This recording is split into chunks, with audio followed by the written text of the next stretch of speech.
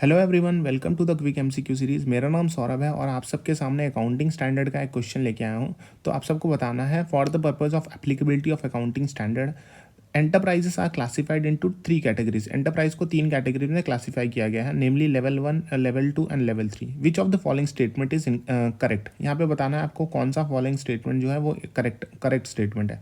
तो यहाँ पे अगर मैं आपको उत्तर दे दूँ तो लेवल 2 जो है वो कंसिस्ट ऑफ एंटरप्राइज, डी वाला स्टेटमेंट जो है वो करेक्ट है। लेवल 2 कंसिस्ट ऑफ एंटरप्राइज जिसका टर्नओवर जो है is ₹40 lakh but does not exceed ₹50 crore. So level 2 consist of enterprise, ऐसा एंटरप्राइज जिसका टर्नओवर इज अप टू मतलब 40 लाख है but does not exceed ₹50 crore. So criteria for classification of enterprise, यहाँ पे 3 लेवल ऑफ एंटरप्राइज होते हैं, एक लेवल 1, एक लेवल 2 और एक level 3।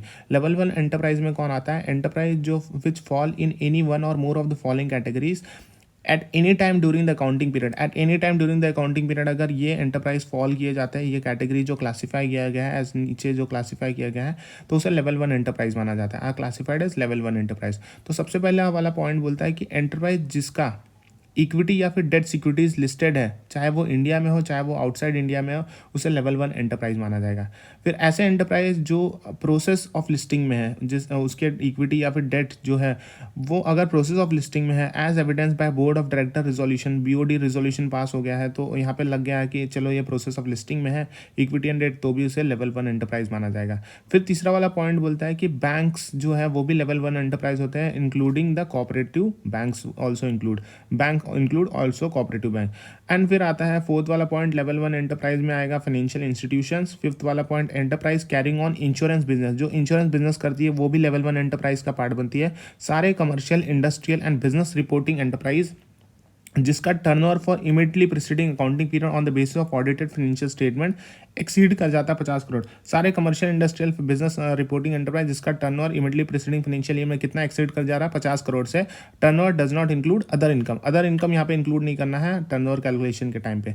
All the commercial, industrial, business reporting enterprise having borrowing, जिसका borrowing including public deposit in excess of 10 crore or more, सो 10 करोड़ से ज़्यादा है, 10 करोड़ से ज़्यादा है, more than 10 crore eight any time during the accounting period, तो उनको भी लेवल 1 एंटरप्राइज बोला जाएगा। फिर होल्डिंग या फिर subsidiary enterprise of any one of the above at any time during the accounting period, तो होल्डिंग कंपनी या फिर subsidiary company at any one of the above जो ऊपर बताए गए हैं at any time during the accounting period, they also be called as a level 1 enterprise.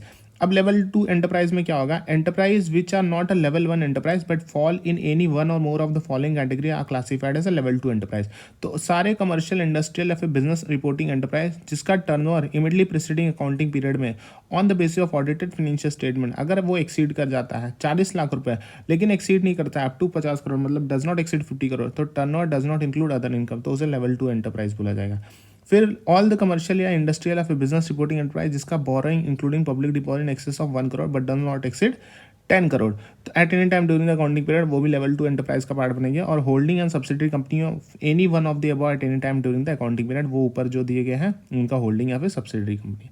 फिर level 3 enterprise ऐसे एंटरप्राइज होते हैं जो लेवल 1 में भी कवर नहीं हो रहा है, जो लेवल 2 में भी नहीं कवर होता है, उसे लेवल 3 एंटरप्राइज बोला जाता है। So these are the classification of the enterprise based on level 1 enterprise, level 2 enterprise and level 3 enterprise.